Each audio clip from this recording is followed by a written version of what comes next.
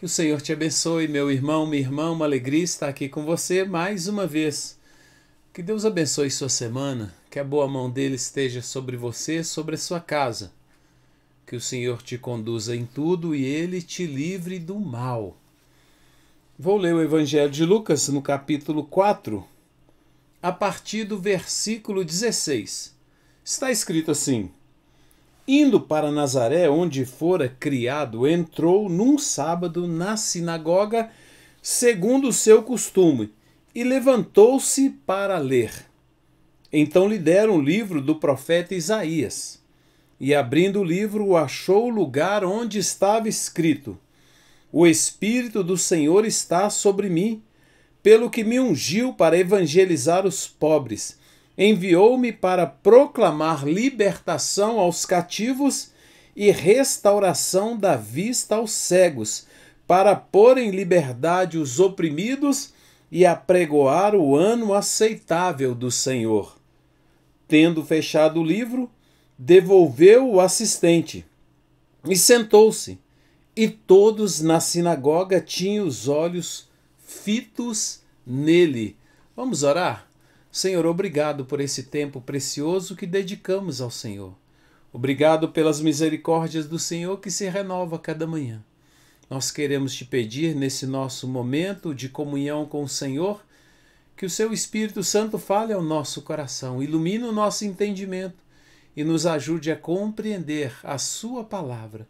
Te pedimos, Pai Celestial, em nome de Jesus, a quem confessamos, nosso Senhor e Salvador.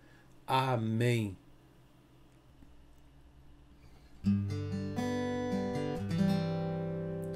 O Espírito do Senhor está presente para consolar. É Deus com a gente exalando vida, forças para caminhar. O Espírito do Senhor está presente para consolar. É Deus com a gente exalando vida, forças para caminhar. E Ele nos ungiu para pregar libertação e quebrar cadeias para restaurar os corações e anunciar o ano aceitável do Senhor, a fim de que se chame, a fim de que se chame, a fim de que se chame Carvalho de Justiça. E Ele nos ungiu para pregar libertação e quebrar cadeias para restaurar os corações e anunciar o ano aceitável do Senhor, a fim de que se chamem, a fim de que se chamem, a fim de que se chamem Carvalho de Justiça, plantados pelo Senhor para a sua glória, plantados pelo Senhor.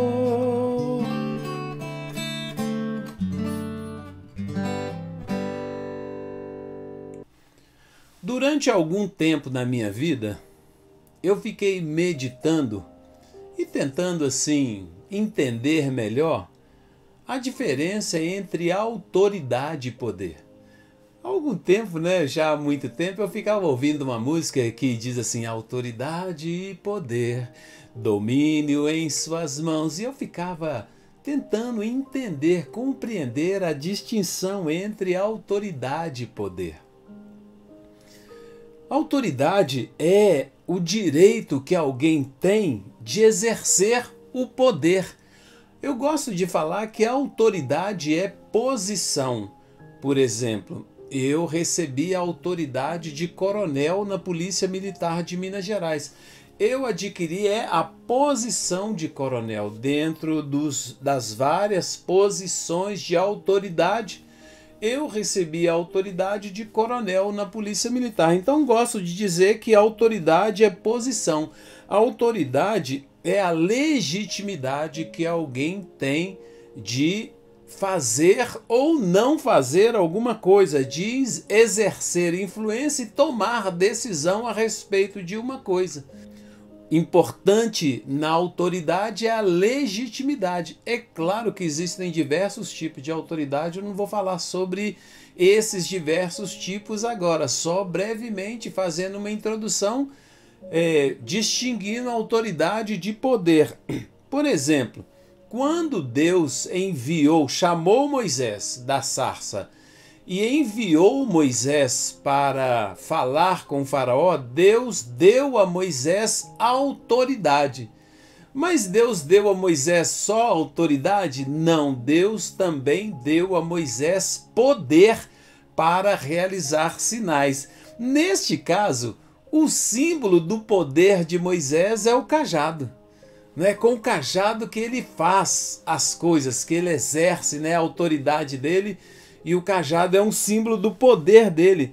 É a capacidade, o poder então é a capacidade que alguém tem de agir, é a capacidade de realizar coisas. Eu gosto de dar exemplo, né? Você pensa, por exemplo, no soldado que trabalha no trânsito. A autoridade dele é a posição que ele recebeu de soldado e essa autoridade ela é visível pela farda.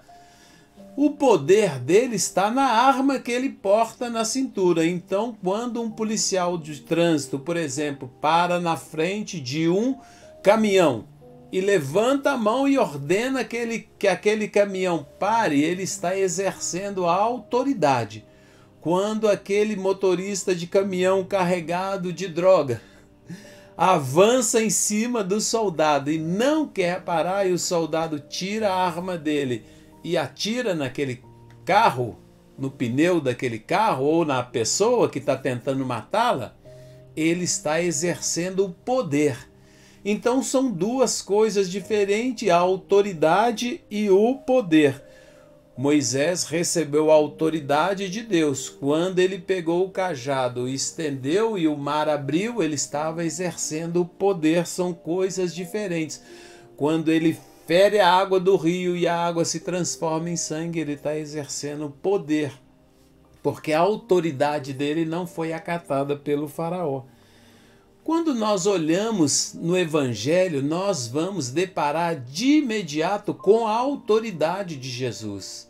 No batismo de Jesus, que nós falamos dele há poucos dias, nós vemos a autoridade de Jesus declarada pelo próprio Deus. Este é o meu Filho amado, em quem me comprazo. O próprio Deus declara a legitimidade e a autoridade de Jesus, que é o ungido de Deus. Além disso, você vai ver a autoridade de Jesus se manifestar de diversas maneiras, né? Quando Jesus entra na sinagoga de Nazaré, vem os demônios, vem um endemoniado e se prostra diante dele e grita para ele: o que você veio fazer aqui? Você veio me atormentar antes da hora. E assim na Bíblia você vai ver a autoridade de Jesus se manifestar de diversas maneiras no Evangelho. No Evangelho de Marcos, por exemplo, que eu gosto muito, Marcos começa declarando, ele abre o Evangelho declarando a autoridade de Jesus. Princípio do Evangelho de Jesus Cristo, o Filho de Deus. Marcos declara qual é a posição dele, qual é a autoridade dele. Eu disse para você que a autoridade é posição. E o apóstolo Paulo vai dizer que por causa da morte e ressurreição, da obediência de Jesus Cristo, sua morte e ressurreição, Deus o exaltou, Deus o elevou à posição mais alta, acima de todo nome, no céu, na terra e debaixo da terra, e diante dele, diz a palavra, todo joelho se dobrará. ele recebeu a autoridade de Senhor. Na Bíblia, Senhor é um título. Senhor não é, quando se refere a Jesus, Senhor não é somente um pronome de tratamento. Senhor na Bíblia é uma posição que ele conquistou na cruz. E como você sabe, não pode existir dois senhores. Né? Um navio não tem dois comandantes, um quartel não tem dois comandantes. Por isso, também no reino de Deus, Senhor é Jesus. Toda vez que você se refere que você usa essa palavra Senhor, você está se referindo diretamente a Jesus Cristo, porque esse título é dele. No texto que nós lemos, no Evangelho de Lucas, nós encontramos Jesus num dia de sábado, conforme o seu costume, entrando na sinagoga, e ele se levanta para ler. E eles entregam para ele o rolo do profeta Isaías, e abrindo aquele rolo, Jesus lê: o Espírito do Senhor está sobre mim, pelo que ele me ungiu para. Jesus então vai se identificar com a profecia de Isaías e declarar para todas as pessoas que estão presentes na sinagoga que ele é o ungido. Ele é.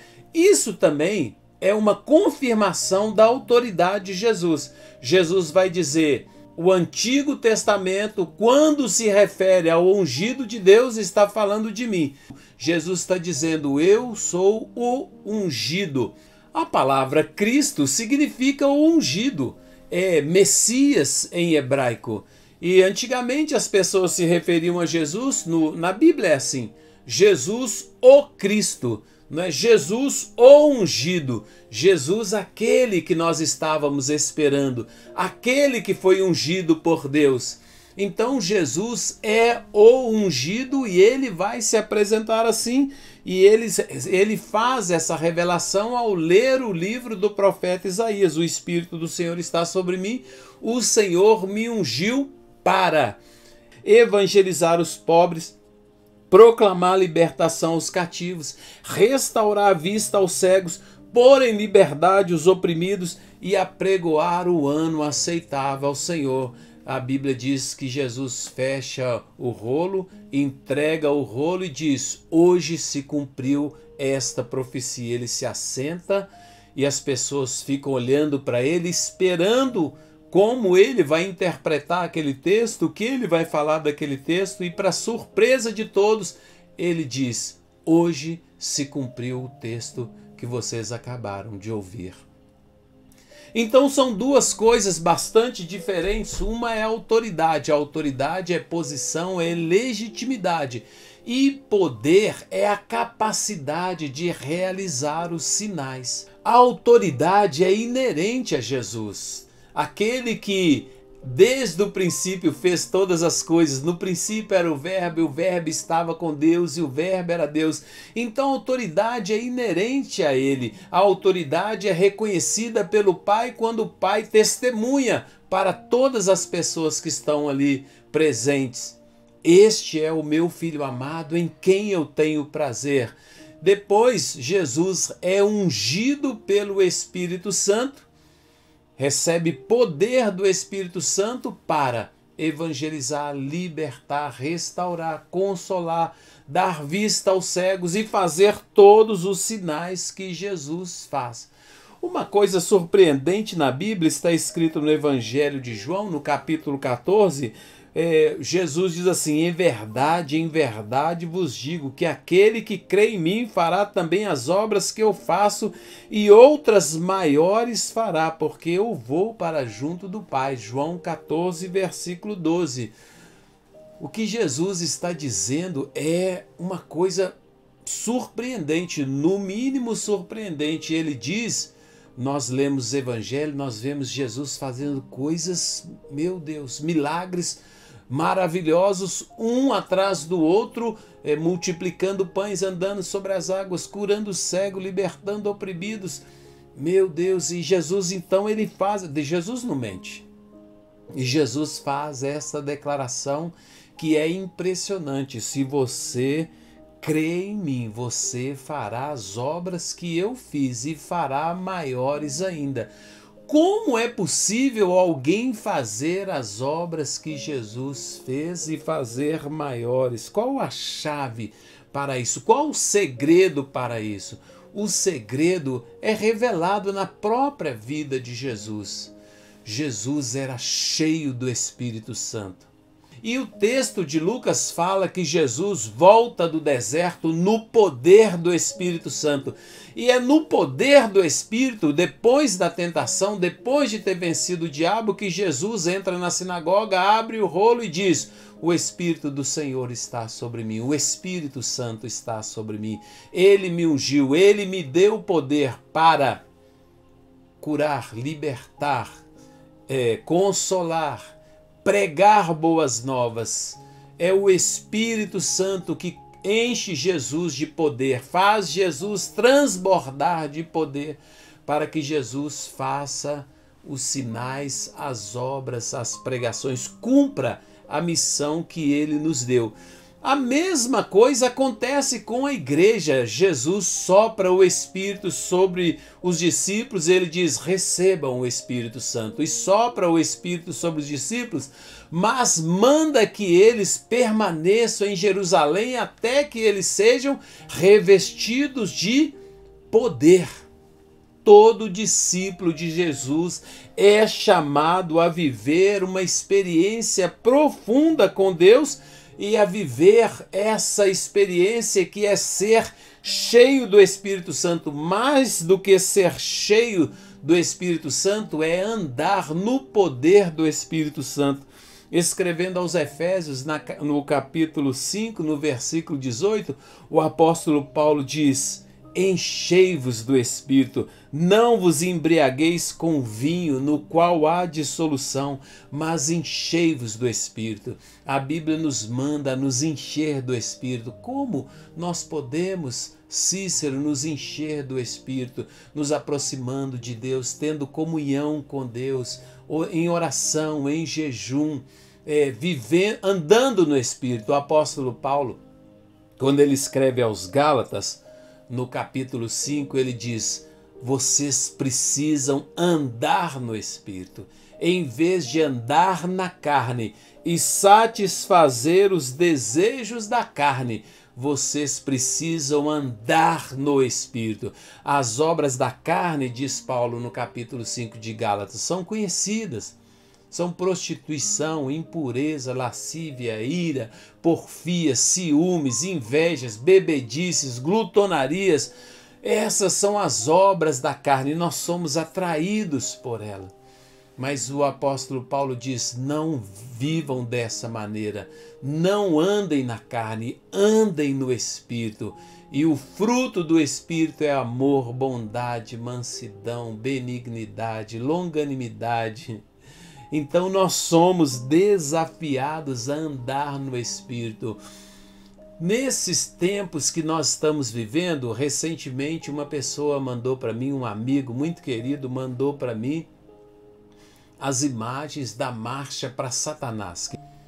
E ele ficou impressionado, e qualquer pessoa sóbria, que tem um pouquinho de discernimento, fica impressionada de como o diabo, como Satanás tem se mostrado explicitamente, como as pessoas têm aderido. Meu Deus, as pessoas voluntariamente, debaixo de enganos, de mentiras, ou voluntariamente têm buscado um relacionamento com o diabo, com Satanás. Recentemente vi um filósofo importante dizer que as pessoas são livres para adorar o diabo, elas podem adorar. E que nós, os cristãos, quando nós recriminamos as pessoas que adoram o diabo, o que nós estamos fazendo é cometer crime de intolerância religiosa. Olha o ponto que nós chegamos na história, nesse tempo que nós estamos a viver.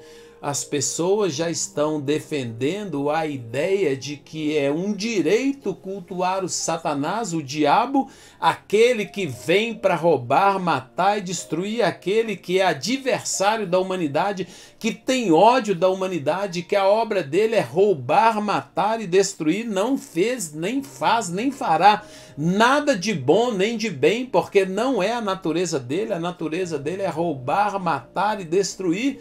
E aí você já tem filósofo importante que é seguido por centenas de milhares de pessoas fazendo a afirmação que ao dizer que as pessoas não devem adorar o diabo, nós estamos praticando intolerância religiosa.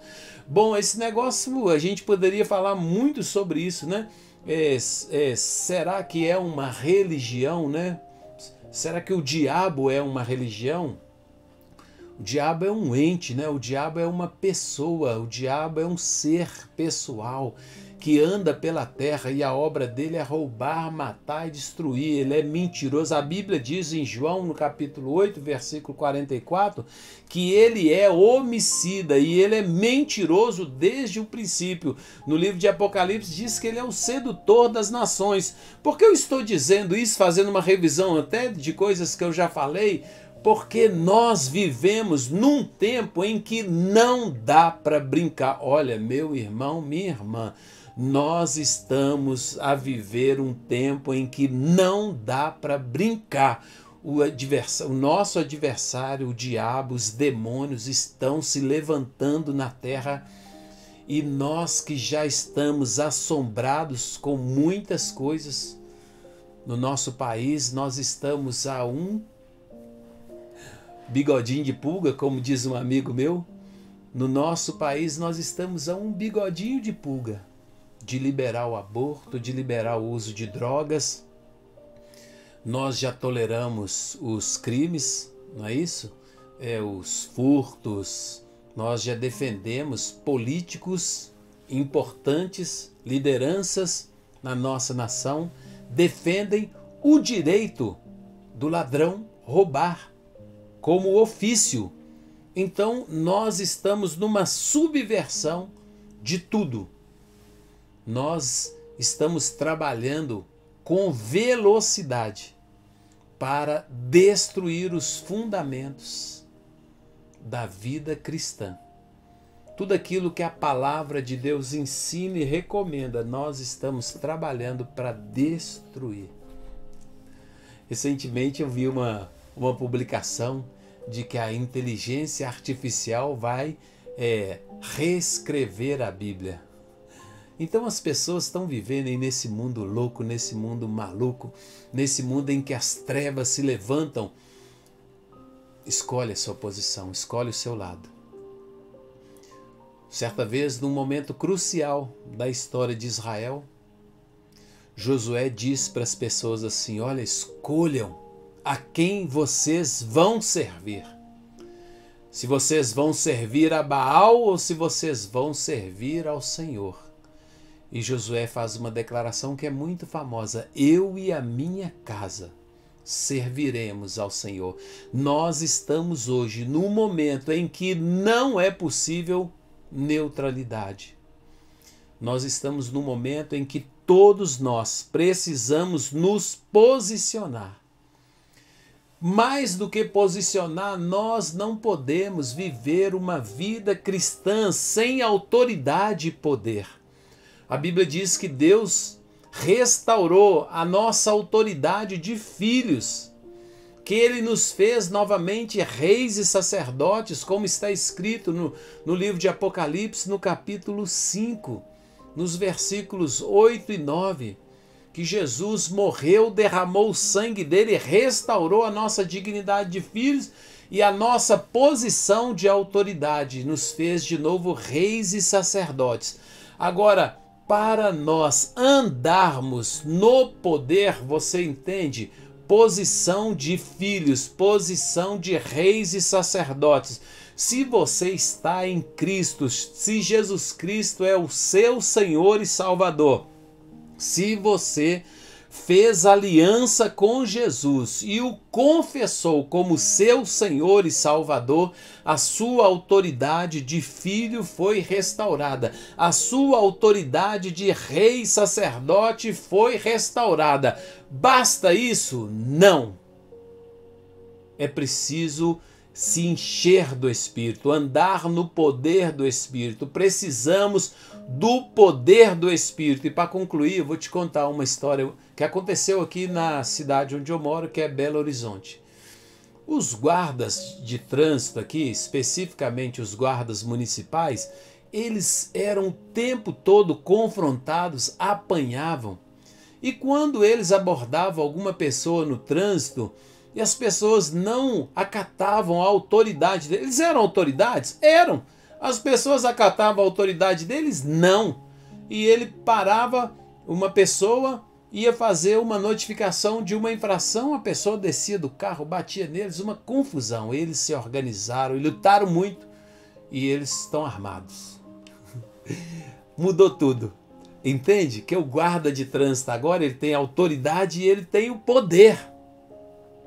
Então, as pessoas já não se levantam mais para agredir um guarda de trânsito, porque o guarda de trânsito, além da autoridade legítima decorrente da posição, agora também está investido de poder autorizado a usar a arma. É isso que eu estou falando, é isso que nós precisamos entender. Não basta a posição, é preciso poder, e o poder, vocês receberão poder ao descer sobre vocês o Espírito Santo. Foi no poder do Espírito Santo que Jesus exerceu autoridade sobre as águas, sobre a natureza, ressuscitou mortos, andou sobre as águas, curou o cego, levantou coxos, pregou uma mensagem que transformou a humanidade. Nós precisamos do poder do Espírito Santo. Esta é uma busca que nós devemos fazer constantemente. Esta é uma oração. Nós precisamos orar e jejuar e nos separar do mundo e falar com o Senhor. Eu quero andar no Espírito. Eu quero ser cheio do Espírito. Eu preciso de poder do Espírito. Agora, para fechar aquilo que já está sendo fechado, eu preciso te explicar uma coisa muito importante. Quando nós olhamos o texto e nós olhamos a vida de Jesus, Jesus diz assim: o Espírito de Deus está sobre mim, ele me ungiu para. O poder vem sobre Jesus para ele agir. E o que Jesus vai fazer? Jesus vai pregar, Jesus vai libertar os oprimidos, Jesus vai quebrar as cadeias, Jesus vai curar os enfermos. Então não adianta você ficar assentado no seu sofá assistindo Netflix e querendo poder. Nós recebemos poder para fazer, para servir a Deus, para pregar, para curar, para libertar, para edificar cidades, como está escrito lá no livro de Isaías, capítulo 61, versículo 4. Então o poder que Deus tem para você e para mim, o Senhor não deu poder para os apóstolos em Pentecostes, para os 120 que estavam lá no cenáculo reunidos. O Senhor não deu poder para eles para dar somente um gozo, uma alegria, que é a alegria da presença do Espírito Santo. Não, o Senhor estava equipando eles com poder para eles pregar o Evangelho, libertar os oprimidos, curar os enfermos. Nós vivemos num tempo em que Satanás está destruindo tudo, destruindo as pessoas. Suicídios, droga, vício, prostituição, adultérios, casamentos, famílias sendo destruídas. E a igreja, nós precisamos de poder para ir restaurar, curar os feridos, consolar, pregar boas novas, sermos bom perfume de Cristo, sermos instrumento dele para ajudar, para socorrer, para libertar, para curar. Então, se você se dispõe a ir, peça ao Senhor: eu preciso, não é eu quero, Eu preciso, essa é uma oração que eu faço. Senhor, não é que eu quero, eu preciso. Eu fui. Eu já estou no campo, pregando, trabalhando, aconselhando, consolando. Então eu falo com Deus assim, oração, Senhor, eu sou policial. A polícia, quando treina os soldados, ela não manda eles. A polícia, quando pega o policial militar, o soldado, o cabo, o sargento, seja qual posição tiver, a polícia não manda eles para o campo, para o terreno, sem estar investido de autoridade, sem estar revestido de poder. Então, Senhor, também nos revista de poder. Você deve almejar ser revestido do poder do Espírito Santo, andar no poder do Espírito Santo. Porém, você precisa entender que Deus nos dá poder para pregar, consolar, aconselhar, encorajar, libertar os cativos, pôr em liberdade os algemados. Então, este é um tempo, primeiro, que nós não podemos ficar acomodados no nosso canto. Segundo, nós não podemos, nesses dias maus, em que as trevas se levantam na terra, vivermos sem o Espírito Santo. E não podemos, de maneira nenhuma, sair para pregar o Evangelho sem estar cheio do Espírito Santo, sem andar no poder do Espírito Santo. Nós precisamos disso. Nesses dias maus, em que as trevas se levantam, não há outra alternativa. Nós precisamos. Se você entregou sua vida para Jesus, se você está aliançado com Ele, eu falo para as pessoas assim, vai melhorar? Não, vai piorar. As trevas vão se levantar de maneira cada vez mais forte e com ira contra nós, os discípulos de Jesus Cristo. E eu te digo uma coisa, meu irmão, minha irmã, se prepare. Se você quer viver uma vida cristã verdadeira, se prepare.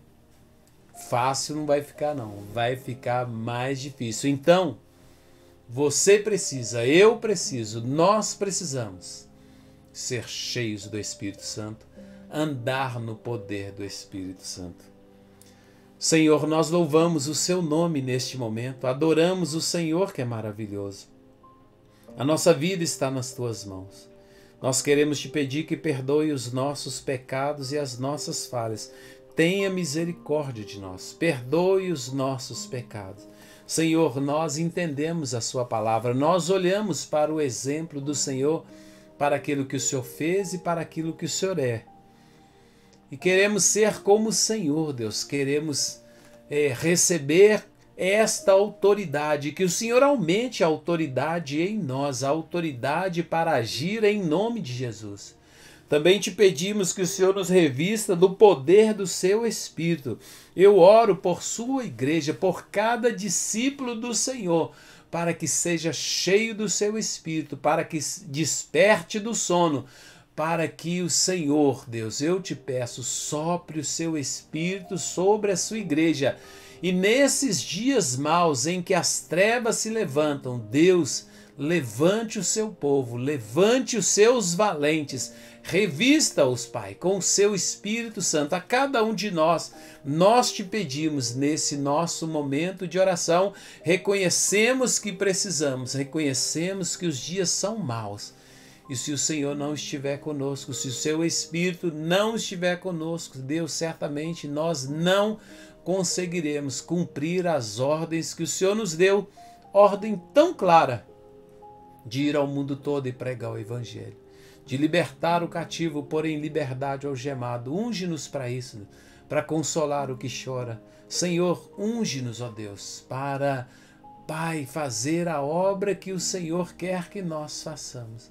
Em nome de Jesus, Seu Filho, nós te pedimos. E eu quero te abençoar, meu irmão, minha irmã, com a bênção dele, o Deus que é todo-poderoso, o Pai, o Filho e o Espírito Santo.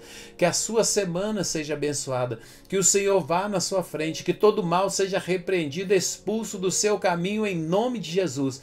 Que o Senhor te dê sabedoria para tomar decisões, que o Espírito Santo de Deus desça sobre a sua vida, que uma unção nova, fresca, que você seja fortalecido no Senhor e na força do seu poder. Que você marche por esta terra como ministro do Senhor, como luz do mundo, sal da terra, como bom perfume, como um valente do Senhor, que trava batalhas, que vence batalhas, para a glória do Pai, do Filho e do Espírito Santo. Seja abençoado você e sua casa, seja abençoado você e seus amados. Por Jesus, nosso Senhor e Salvador, eu te abençoo. Que o Senhor te abençoe e te guarde. Que o Senhor faça resplandecer o seu rosto sobre ti e tenha misericórdia de ti. Que o Senhor sobre ti levante o seu rosto e te dê a paz. Você lembra lá do texto de Marcos, capítulo 13, versículo 37? Texto que eu gosto bastante, porque a primeira vez que eu ouvi, eu fiquei muito impressionado, né? Não estava lendo, eu estava ouvindo. E o texto de Marcos, capítulo 13, versículo 37, é bem apropriado. Diz assim: o que porém vos digo, digo a todos, vigiai.